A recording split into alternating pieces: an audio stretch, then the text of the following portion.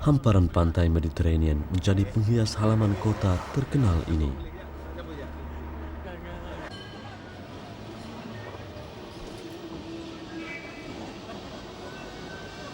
Iskandaria, ibu negara Mesir pada zaman Rom dan Byzantine, pernah muncul sebagai pusat perdagangan dan ilmu paling gemilang di rantau Mediterranean. Iskandaria diasaskan oleh Iskandar Zulkarnain pada tahun 332 sebelum Masehi. Kerajaan Islam menguasai Mesir pada kurun ke-7. Pada kurun ke-10, Kahirah yang digelar Ibu Dunia dijadikan ibu kota negara itu. Bagi masyarakat Barat dan Timur, Zulkarnain dianggap lambang keperwiraan sejati. Kisah Iskandar Zulkarnain meniupkan semangat keperwiraan kepada banyak bangsa di dunia yang melihat beliau sebagai seorang pahlawan tiada tandingan. Siapakah Iskandar Zulkarnain atau Zulkarnain yang sering kita sebut-sebut sebelum ini?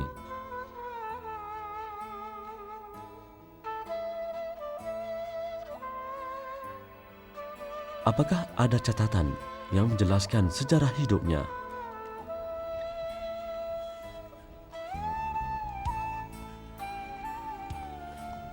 Benarkah dia Alexander the Great atau Iskandar Agung, Raja Macedonia yang hidup pada kurun ke-4 sebelum Masehi?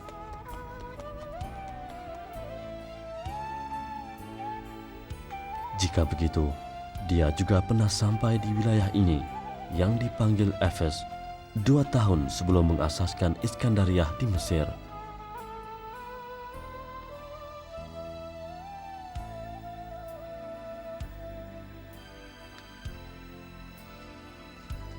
Sesetengah pihak mendakwa kota purba Efes atau Ephesus wujud pada kurun ke-16 sebelum Masehi.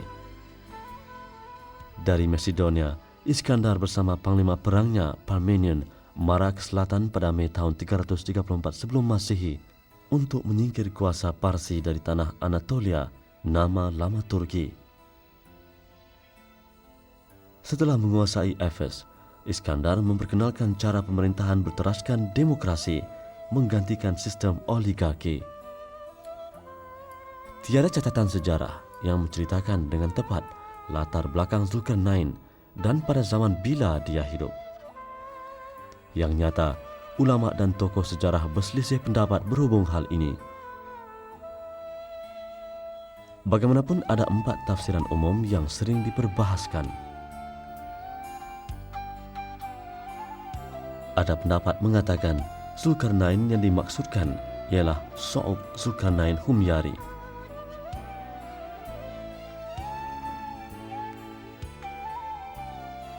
Malah ada yang mencadangkan nama Kurshi al-Ahmeni, seorang rakyat Parsi.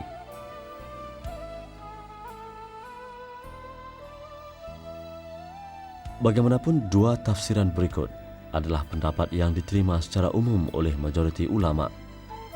Pendapat ketiga menyatakan Zulkarnain adalah seorang lelaki saleh yang hidup pada zaman Nabi Ibrahim alaihissalam. Segolongan ahli tafsir lain berpendapat Zulkarnain yang dimaksudkan ialah Iskandar Agung yang pernah melalui kawasan ini sebelum bertempur dengan Raja Darius di Pergunungan Armenia pada Oktober tahun 331 sebelum Masehi.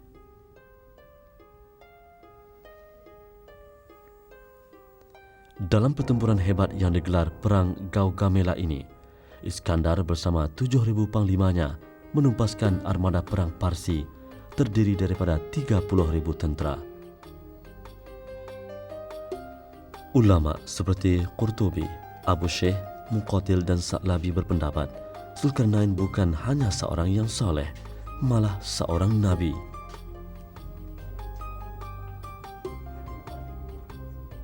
Menurut sepotong hadis yang diriwayatkan Ibnu Abbas, Rasulullah SAW pernah menyatakan bahawa Zulkarnain seorang manusia saleh yang dikurniakan Allah dengan kuasa untuk memimpin manusia.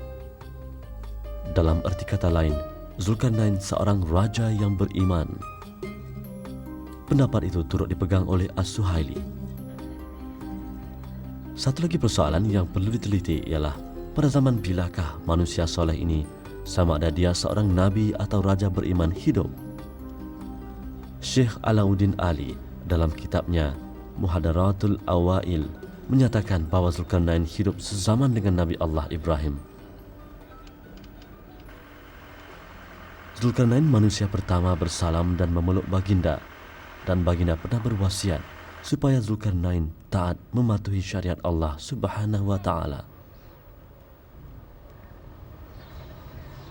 Registan Square, 3 madrasah atau universiti Islam yang dibina antara kurun ke-15 dan 17 oleh Raja-Raja Uzbekistan, menjadi mercu tanda Bandar Samarkand.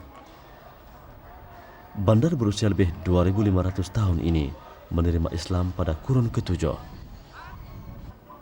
Pada Julai tahun 329 sebelum Masehi, Iskandar Agung pernah singgah di Samarkand selepas mengunjungi Afghanistan dan mengahwini putri Roxanne, anak seorang pembesar tempatan. Kira-kira 2 tahun sebelum itu, pada November 331 sebelum Masehi atau genap setahun selepas mengasaskan Iskandaria, Iskandar berjaya pula menguasai Babylon. Ishtar Gate atau pintu gerbang Ishtar antara berpuluh-puluh tinggalan kota Babylon yang telah dibina semula, berpandukan hasil kajian saintifik dan arkeologi. Babylon terletak 90 km di selatan Baghdad, bandar purba paling terkenal di Iraq.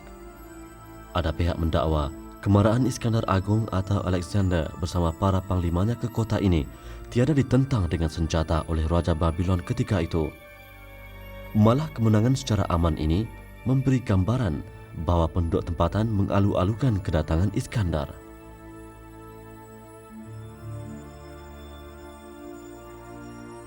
Berbalik kepada pendapat awal yang menyatakan Zulkarnain adalah Zulkarnain yang hidup pada zaman Nabi Ibrahim AS, beliau dikatakan bertemu baginda di Mekah. Dalam kitab Syarah Al-Aini, Zulkarnain dikatakan bertemu Nabi Ibrahim AS sama ada di Makkah atau di Syam. Seorang ulama, Al-Azraqi, berpendapat Zulkarnain memeluk agama Allah di hadapan Nabi Ibrahim AS sendiri.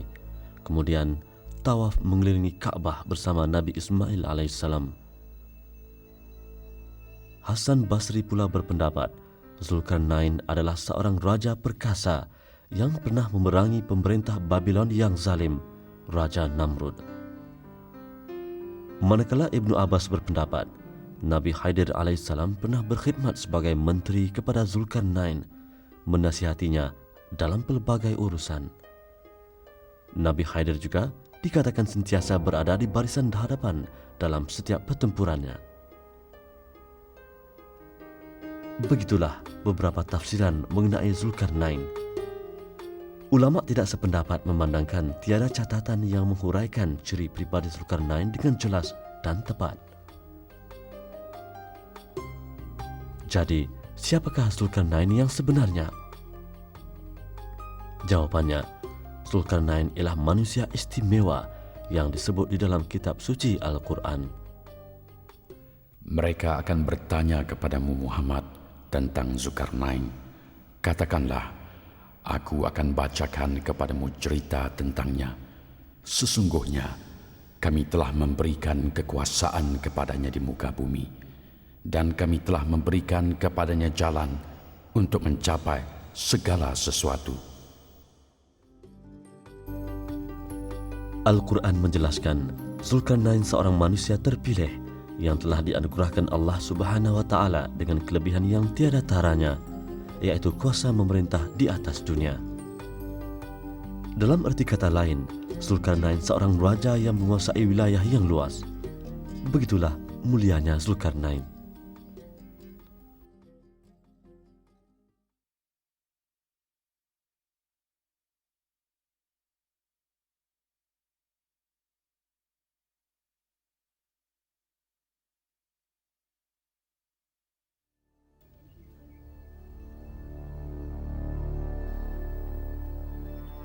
Selepas menguasai Babylon, Iskandar Agung atau Alexander the Great yang didakwa setengah pihak sebagai Zulkarnain meneruskan kempen memperluaskan empayarnya ke Iran, Afghanistan, Uzbekistan dan Pakistan.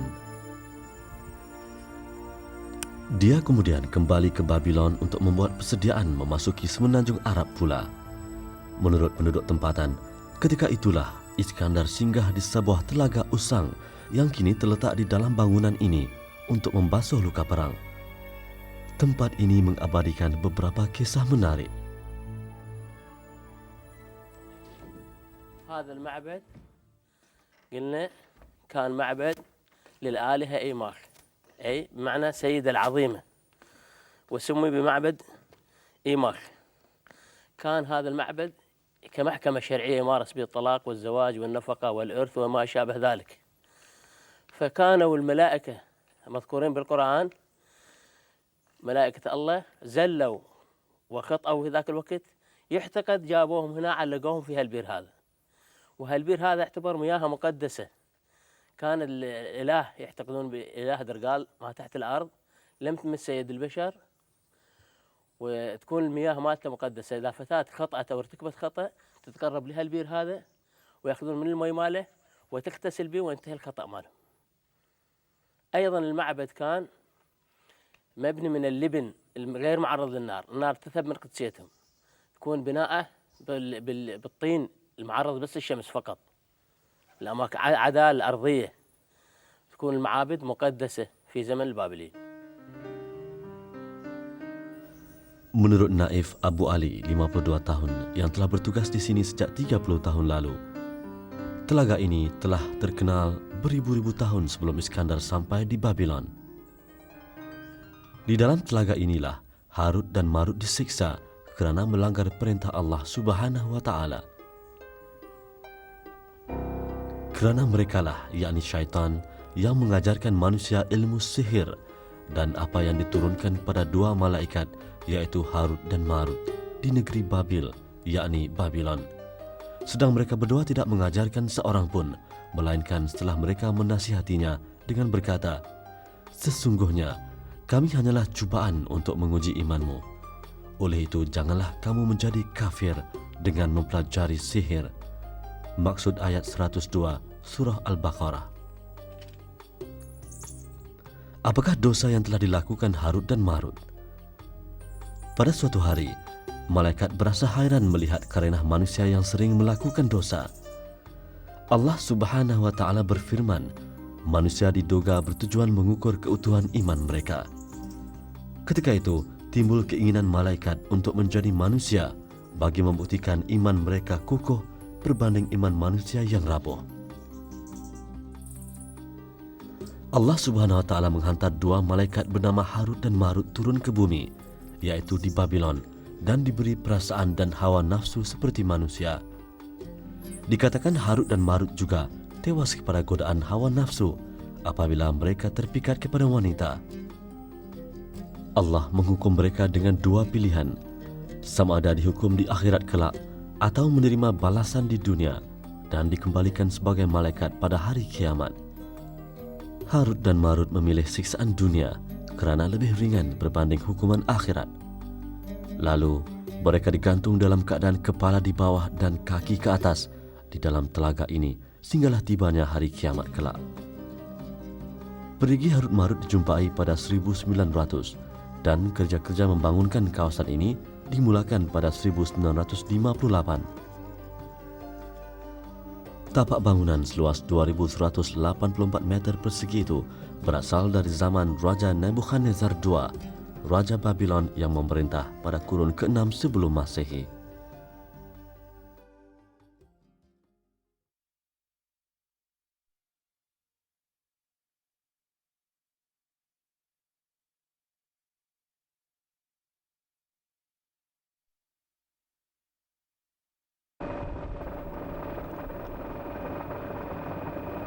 Di Turki, satu tinggalan sejarah yang dikatakan mempunyai kaitan dengan Iskandar Zulkarnain dipamerkan di Museum Arkeologi Istanbul. Majoriti sarjana sejarah yang menganggap Iskandar Agung sebagai Zulkarnain yakin raja perkasa itu menghembuskan nafas terakhir kerana demam panas di Babylon pada Jun tahun 323 sebelum Masehi ketika berusia 33 tahun. Ada yang berpendapat Iskandar meninggal dunia sama ada di Parsi atau Baitul Maqdis kerana sebab-sebab lain, iaitu sama ada cedera perang, diserang malaria atau diracun. Istanbul bandar ketiga di Turki yang dikaitkan dengan Iskandar Zulkarnain. Pada 334 sebelum Masehi, Iskandar menguasai bandar Troy dan Efes dalam kempen mengusir Parsi dari tanah Turki. Satu lagi isu yang sering diperdebatkan, baik pakar maupun peminat sejarah, ialah di manakah Iskandar Zulkarnain disemadikan. Adakah di Babylon, di mana beliau dikatakan meninggal dunia? Setengah pihak berpendapat Iskandar dimakamkan di Iskandariah, Mesir. Menurut Dainuri, ketika sedang tenat, Iskandar sempat menghantar perutusan kepada bondanya, Permaisuri Olympia, dan ayahandanya, Raja Philips, yang ketika itu tinggal di Iskandariah. Iskandar berwasiat kepada kedua-dua orang tuanya supaya menyediakan sebuah keranda khas. Mas'udi pula berpendapat, makam Iskandar masih boleh dilihat sehingga tahun 964. Bagaimanapun tiada bukti kukuh diperolehi sehingga ke hari ini bagi menyokong dakwaan itu. Jadi, di manakah kubur Iskandar Zulkarnain? Muzium Arkeologi Istanbul menyimpan pelbagai khazanah sejarah, termasuk sebuah keranda yang dipercayai milik Iskandar Zulkarnain. Keranda mumia ini berasal dari Mesir. Manakala keranda yang dikatakan kepunyaan Iskandar Zulkarnain disimpan di dalam sebuah bekas kaca kedap udara. Keranda marmar ini dipercayai dibuat pada suku terakhir kurun keempat sebelum Masehi. Ia ditemui di sebuah kawasan purba di Sidon, Palestin dan digali pada 1887 oleh Osman Hamdi, bekas pengarah Muzium Turki. Dengan kematian Zulkarnain, sejarahnya turut terkubur. Persoalannya, siapakah Zulkarnain yang sebenarnya? Zulkarnain manusia istimewa yang disebut di dalam Al-Quran, bukan tokoh yang diperkatakan sarjana sejarah yang tidak selari dengan personaliti yang disebut Al-Quran. Dalam kata lain, Zulkarnain ialah Zulkarnain Al-Quran, raja perkasa yang beriman kepada Yang Esa dan menegakkan keadilan di kalangan manusia.